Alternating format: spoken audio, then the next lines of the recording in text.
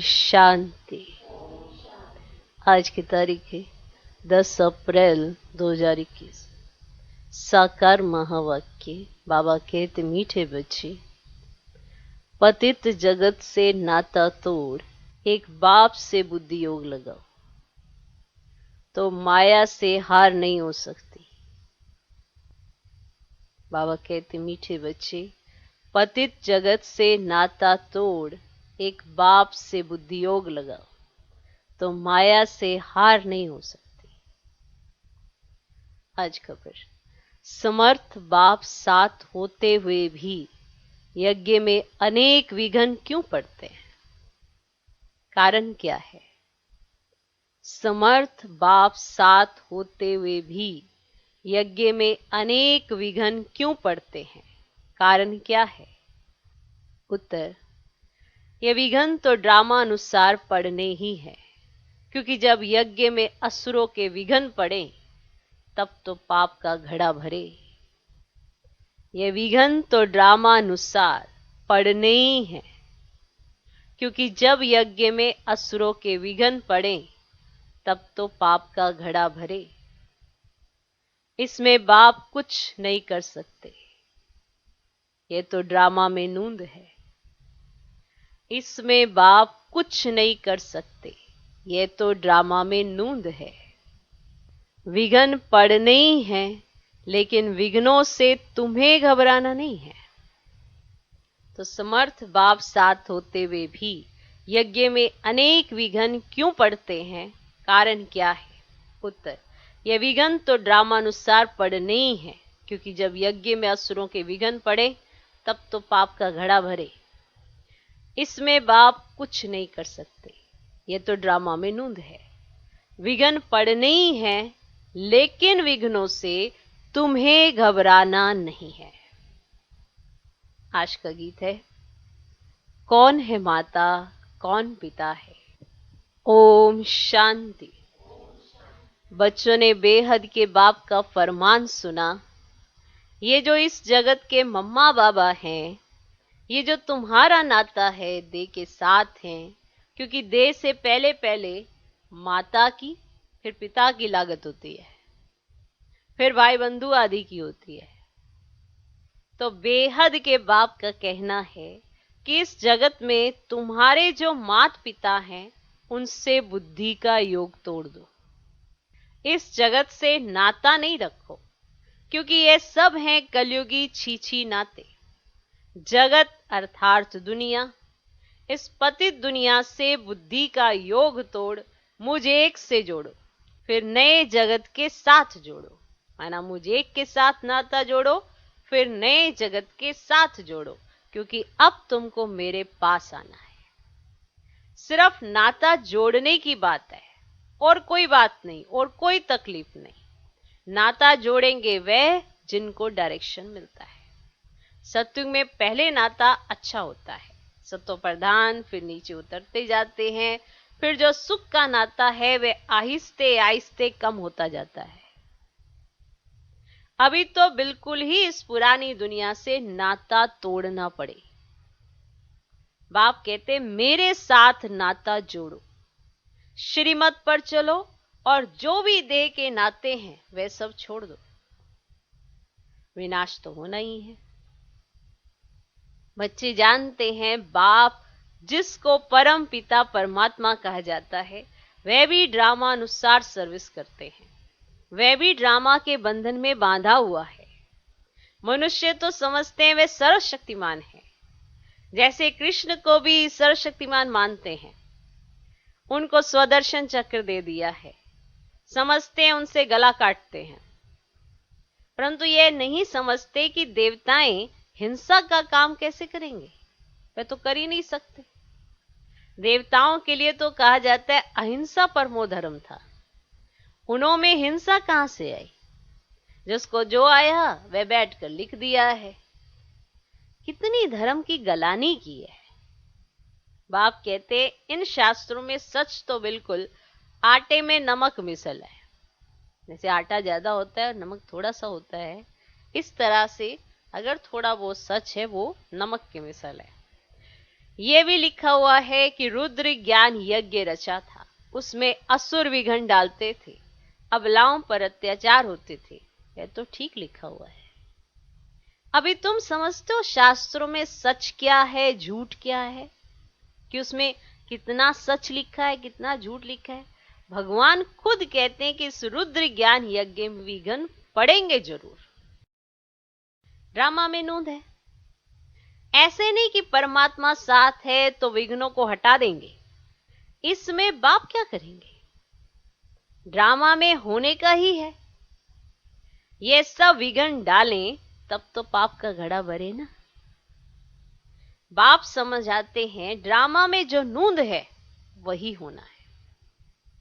असुरों के विघ्न जरूर पड़ेंगे। अपनी राजधानी जो स्थापन हो रही है, आधा कल्प माया के राज्य में मनुष्य कितना आत्मो प्रधान बुद्धि भ्रष्टाचारी बन जाते हैं। फिर उनको श्रेष्ठाचारी बनाना बाप का काम है ना।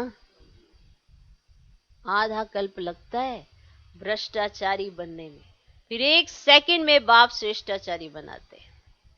निश्चय होने में देरी थोड़ी लगती है।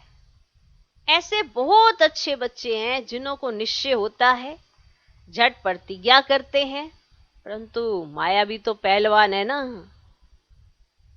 कुछ ना कुछ मनसा में तूफान लाती है। ये जो मनसा में संकल्प उड़ जाते हैं ना, इसको भी सहजता से नहीं लिया करो कि ऐसे ही आ गए तो क्या हो गया। नहीं, ये मनसा के जो तूफान है ये बहुत बड़े विघ्न है आपकी स्थिति को ना बनने देने का। अब वही मनसा में अगर श्रेष्ठ संकल्प आ जाए तो ये आपकी स्थिति को बना देते हैं। लेकिन अगर मनसा में तूफान आ गए और पुरुषार्थ कर कल्पना में नहीं आना है। पुरुषार्थ करो। अगर आपको पता चल रहा है कि मनसा माया से प्रभावित है, माना उसका उस पे असर है, तो पुरुषार्थ करो कि कर्मना तक ना पहुंचो। ये कहीं कहते हैं अरे ये तो मनसा में ही आ रहा है ना, लेकिन अब लेटेस्ट क्या है कि मनसा में भी नहीं आना चाहिए, क्योंकि अब इतने समय का आपका अभ्यास हो गया है तो अभी वहीं तक थोड़ा अटके रहोगे। अब तो बाबा ने ये कह दिया कि मनसा में भी संकल्प भी ना आए। ये तो शुरू शुरू की बात होती है, जब स्टार्टिंग में आते हैं तो पता नहीं होता कि कैसे मनसा के संकल्प। लेकिन अब इतने समय का अभ्यास और अभी तक ये ना पता चलता हो कि मनसा संकल्पों को किस तरह से कंट्रोल करना है, फिर हम ज्ञानी योगी क्या ठहरे? क्या ज्ञानी तो क्या योगी? अगर अपने आप ही संकल्प चले जाएं। और इसीलिए बाबा पहले कहते थे कि अगर मनसा तक आया है तो पुरुषार्थ करके उसे कर्मना तक नहीं आने देना।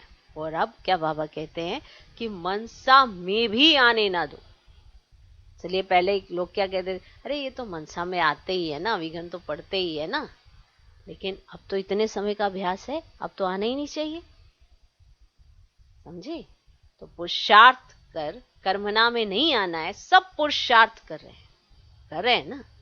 कर्मातीत अवस्था तो हुई नहीं है, कुछ ना कुछ कर्मेंद्रियों से हो जाता है। कर्मातीत अवस्था तक पहुंचने में बीच में विघ्न जरूर पड़ेंगे। बाप ने समझाया है पुरुषार्थ करते करते अंत में जाकर कर्मातीत अवस्था होती है, फिर तो इस शरीर को रहना नहीं है। इसीलिए टाइम लगता है, विघ्न कुछ ना कुछ पड़ते हैं। कहां माया हरा भी देती है, बॉक्सिंग है ना। चाहते हैं बाबा की याद में रहें, परंतु रह नहीं सकते। थोड़ा वो टाइम जो पड़ा हुआ है, धीरे धीरे वे अवस्था धारण करनी है। कोई जन्मते ही राजा तो नहीं होता है, उसको भी तो धीरे धीरे राजा बनने के लिए उम्र को क्रॉस करना पड़ता है ना। छोटा बच्चा धीरे धीरे बड़ा होगा ना, इसमें भी टाइम लगता है। अब तो बाकी थोड़ा समय रहा है, सारा मदार पुरुषार्थ के ऊपर है। अटेंशन देना है। हम कैसे भी करके बाप से वर्षा लेंगे जरूर, माया का सामना जरूर करेंगे, इसलिए प्रतिज्ञा करते हैं। माया भी कम नहीं है, हल्के से हल्के रूप में भी आती है, रुस्तम के सामने अच्छा जोर मारती है। ये बातें कोई शास्त्रों में नहीं है। बाप कहते हैं कि तुम बच्चों को अभी समझाता हूं, बाप द्वारा तुम सदगति को पा लेते हो, फिर इस ज्ञान की दरकार ही नहीं रहती। ज्ञान से सदगति हो जाती है। सदगति कहा जाता है सतयुग को। तो मीठे मीठे बच्चों को लक्ष्य मिला है। यह भी समझते हैं ड्रामा अनुसार झाड़ बढ़ने में टाइम तो लगता ही है, विघ्न तो बहुत पड़ते हैं, चेंज होना पड़ता है, कोड़ी से हीरे जैसा बनना पड़ता है। रात दिन का फर्क है। देवताओं के मंदिर अभी तक भी बनाते रहते हैं। सोचो, तुम ब्राह्मण अभी मंदिर नहीं बनाएंगे क्योंकि वह है भक्ति मार्ग। अब दुनिया को तो यह भी पता नहीं है कि अब भक्ति मार्ग खत्म हो, ज्ञान मार्ग जिंदाबाद होना है। ये सिर्फ तुम बच्चों को मालूम है। अब मनुष्य तो समझते हैं कलयुग अभी बच्चा है, उन्हों का सारा मदार है शास्त्रों पर। तुम बच्चों को तो बाप बैठ सभी वेदों शास्त्रों का राज्य समझाते हैं। तो बाप कहते अभी तक तुम जो पढ़े हो वे सब भूल जाओ, उनसे कोई की सदगति होती नहीं। भल करके अल्पकाल का सुख मिलता आया है, सदा सुख ही सुख मिले ये तो हो ही नहीं सकता। अब यह है क्षणभंगुर सुख। अब मनुष्य दुख में रहते हैं। मनुष्य ये नहीं जानते ना कि सतयुग में दुख का नाम और निशान ही नहीं होता। अब उन्होंने वहां के लिए भी ऐसी बातें बता दी हैं। वहां कृष्णपुरी में कंस था, ये था, वो था, है ना, ऐसा बना दिया उन्होंने। वहां कृष्णपुरी में कंस था, ये था। अब कृष्ण ने जेल में जन्म लिया, बहुत बातें लिख दी हैं। अब श्री कृष्ण स्वर्ग का पहला नंबर प्रिंस, उसने क्या पाप किया? अब यह है दंत कथाएं। सो भी तुम अभी समझते हो, जबकि बाप ने सच बताया है। अब बाप ही आकर सचखंड स्थापन करते हैं। सचखंड में कितना सुख था, झूठ खंड में कितना दुख है, ये सब भूल गए हैं। तुम जानते हो हम श्रीमत पर सचखंड स्थापन करके उसके मालिक बनेंगे। बाप समझाते हैं ऐसे ऐसे श्रीमत पर चलने से तुम ऊंच पद पा सकेंगे। बच्चे ये जानते हैं हमको ये पढ़ाई पढ़कर सूर्यवंशी महाराजा महारानी बनना है। दिल भी सबकी होती है ऊंच पद पाने की। अब सबका पुरुषार्थ चलता है। अच्छे पक्के भक्त जो होते हैं वे चित्र साथ में रखते हैं तो घड़ी घड़ी उनकी याद रहेगी। बाबा भी कहते त्रिमूर्ति का चित्र साथ में रख दो, ठीक है, तो घड़ी घड़ी याद आएगी। तो बाप को याद करने से हम सूर्यवंशी घराने में आ जाएंगे। अब कमरे में त्रिमूर्ति का चित्र लगा हुआ होगा तो घड़ी घड़ी नजर सामने पड़ेगी। बाबा द्वारा हम इस सूर्यवंशी घराने में जाएंगे। अब सवेरे उठते ही नजर उस पर जाएगी। यह भी एक पुरुषार्थ है, ये भी एक तरह का पुरुषार्थ है ना, माना आप किस तरह से अपने आप को वहां पर अपनी बुद्धि को लेके जाते हो, तो ये भी एक तरह का पुरुषार्थ है। बाबा राय देते हैं अच्छे अच्छे भक्त बहुत पुरुषार्थ करते हैं। आंख खोलने से ही कृष्ण याद आ जाए, इसलिए चित्र सामने रख देते हैं। तुम्हारे लिए तो और ही सहज है। अगर सहज याद नहीं आती, माया हैरान करती है, तो ये चित्र मदद करेंगे। अब शिव बाबा हमको ब्रह्मा द्वारा विष्णुपुरी का मालिक बनाते, हम बाबा से विश्व का मालिक बन रहे हैं। इस सिमरन में रहने से भी मदद बहुत मिलेगी। जो बच्चे समझते हैं याद घड़ी घड़ी भूल जाती है, तो बाबा राय देते हैं चित्र सामने रख दो तो बाप भी और वर्षा भी याद आएगा। परंतु ब्रह्मा को याद नहीं करना है। सगाई करते हैं ना तो दलाल आज थोड़े ही याद पड़ता है। तुम बाबा को अच्छी रीति याद करो तो बाबा भी तुमको याद करेगा। तुम बाबा को अच्छी रीति याद करो तो बाबा भी तुमको याद करेगा। याद से याद मिलती है। अभी माशू के ऑक्यूपेशन का तुमको पता है? अब शिव के तो कितने ढेर भक्त है, शिव शिव कहते रहते हैं, परंतु वह है रोंग है। परंतु वह रोंग है ना। अब शिव काशी, विश्वनाथ, फिर गंगा कह देते हैं, है ना। पानी के किनारे जाकर बैठते हैं। ये समझते नहीं कि ज्ञान का सागर बाप है। बनारस में बहुत फॉरेनर्स आदि जाते देखने, बड़े बड़े घाट हैं, फिर भी सभी के बाप का मंदिर तो खींचता है। तो सब उनके पास जाते हैं। मंदिर तो किसके पास जाएगा नहीं। अब मंदिर के देवताएं खींचते हैं, अब शिव बाबा भी खींचते हैं। नंबर 1 है शिव बाबा, फिर सेकंड नंबर में है ब्रह्मा सरस्वती सो विष्णु, अब विष्णु सो ब्रह्मा, अब ब्राह्मण सो विष्णुपुरी के देवताएं, अब विष्णुपुरी के देवताएं सो ब्राह्मण है। कितना वंडरफुल है। तो अब तुम्हारा धंधा ये रहा, हम सो देवता बन रहे हैं तो औरों को भी रास्ता बताना है, और सब एक जंगल में ले जाने वाले हैं। तुम जंगल से निकाल बगीचे में ले जाते हो, शिव बाबा आकर कांटों को फूल बनाते हैं। तुम भी ये धंधा करते हो। इन बातों को तुम ही जानते हो, कोई राजा रानी तो है नहीं जिनको तुम समझाओ। अब गाया हुआ है पांडवों को 3 पैर पृथ्वी के नहीं मिलते थे। अब बाप समर्थ था तो उनको विश्व की बादशाही दे दी। अभी भी वही पाठ बजेगा ना। अब बाप है गुप्त, अब कृष्ण को तो कोई विघ्न पड़ ना सके। अब बाप आए हैं, बाप से आकर वर्षा लेना है, इसके लिए मेहनत करनी होती है।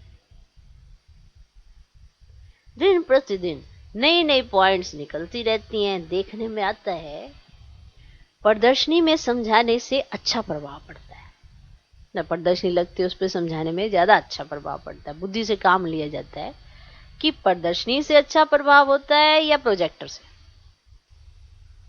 प्रदर्शनी से ना, प्रदर्शनी में समझाने से चेहरा देखकर समझाया जा सकता है। माना प्रदर्शनी में समझाते हैं तो सामने खड़ा होते हैं ना, आप प्रोजेक्टर लगाए तो ऐसे चित्र दिखाओगे, आप चित्र की तरफ देखोगे, कितना वंडरफुल तरीके से। बाबा कहते हैं अच्छा प्रोजेक्टर पे ज्यादा अच्छी सेवा होती है, प्रदर्शनी में अच्छी सेवा होती है। तो प्रदर्शनी में समझाने से चेहरा देख कर समझाया जा सकता है। समझते हो गीता का भगवान बाप है, तो बाप से फिर वर्षा लेने का पुरुषार्थ करना है। 7 रोज देना है, लिख कर दो, नहीं तो बाहर जाने से ही माया बुला देगी। तुम्हारी बुद्धि में आ गया हमने 84 का चक्र लगाया है, अभी जानना है, अभी जानना है। तमो प्रधान से सतो प्रधान बनना है। ये चित्र तो साथ में होने ही चाहिए। अब बड़े अच्छे हैं। अब बिरला आदि ये भी नहीं जानते कि लक्ष्मी नारायण ने ये राज्य भाग्य कब और कैसे लिया। मंदिर बनाते रहते हैं वो, लेकिन उन्हें पता नहीं है कि लक्ष्मी नारायण ने यह राज्य कब और कैसे लिया। तुम जानते हो तो तुमको बड़ी खुशी होनी चाहिए, है ना। तुम्हें पता है ना कि ये कैसे लिया। लक्ष्मी नारायण का चित्र ले, झट कोई को समझाएंगे उन्होंने ये पद कैसे पाया। ये बातें बुद्धि से समझने और समझाने की है, और मंजिल है ऊंची। जो जैसा टीचर है वह वैसी सर्विस करते हैं। अब जैसा टीचर होता है वो वैसे ही तो पढ़ाता है ना। देखते हैं कौन कौन सेंटर संभाल रहे हैं अपनी अवस्था अनुसार। जैसे जिसकी अवस्था वैसा वो सेंटर संभालता। नशा तो सबको है, परंतु विवेक कहता है समझाने वाला जितना होशियार होगा उतना सर्विस अच्छी होगी। विवेक तो ये कहता है कि जितना समझाने वाला होशियार होगा उतना सर्विस अच्छी होगी। सब तो होशियार हो नहीं सकते, सबको एक जैसा टीचर मिल ना सकता, है ना। एक टीचर होशियार टीचर सबको मिल जाए ऐसा भी नहीं हो सकता। जैसे कल पहले चला था वैसे ही चल रहा है। बाप कहते अपनी अवस्था को जमाते रहो। कल्प कल्प की बाजी है। देखा जा रहा है कल्प पहले मुआफिक हर एक का पुरुषार्थ चल रहा है।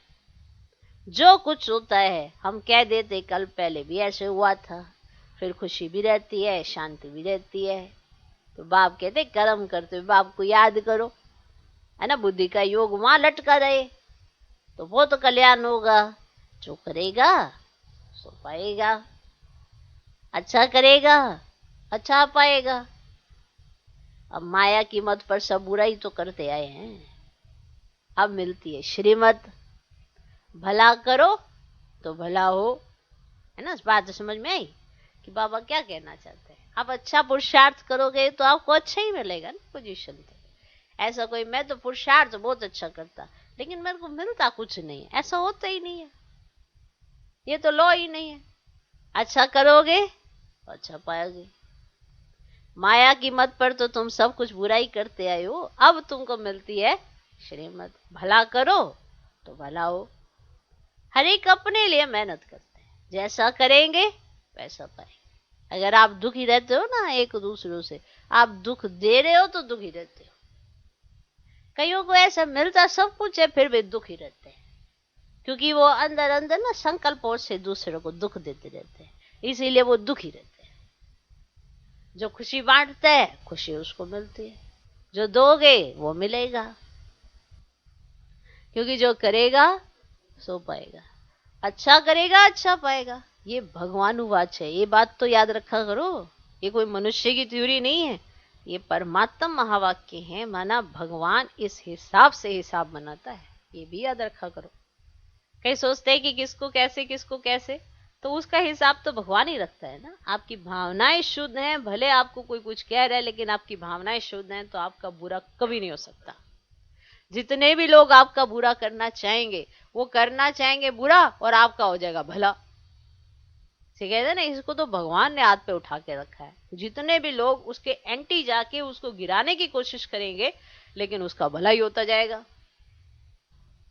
तो जो अच्छा करेगा उसको अच्छा ही मिलेगा, ये रियलिटी है, ये लॉ है। क्योंकि मिलना तो सब कुछ भगवान से है ना। सब कुछ देता कौन है? भगवान देता है ना। तो जब देता भगवान है तो फिर ये भूल कैसे जाते हैं और इंसानों के पीछे लग जाते हैं और भगवान को भूल जाते हैं। तो माया की मत पर सब बुरे ही करते आए हैं, अब मिलती है श्रीमत, भला करो तो भला हो। हर एक अपने लिए मेहनत करते हैं, ये बात तो ना फिक्स कर लेनी चाहिए। आप यहाँ किसी को सेटिस्फाई नहीं कर रहे हैं, किसी के लिए ज्ञान योग नहीं कर रहे हैं, सब कुछ अपने लिए। डायरेक्ट भगवान कहता है मेरे पे मेहरबानी नहीं कर रहे हो, सब कुछ अपने लिए। क्योंकि 84 जन्मों का जो रिकॉर्ड आप अपना ढूंढ रहे हो वो एक जन्म से सारा तय किया जाता है। तो कितनी अलर्टनेस होनी चाहिए। जो भी करते हो सब अपने लिए मेहनत करते हो। तो हर एक को मेहनत किसके लिए करनी है? अपने लिए करनी है। जैसा करेंगे वैसा पाएंगे, ये लॉ है।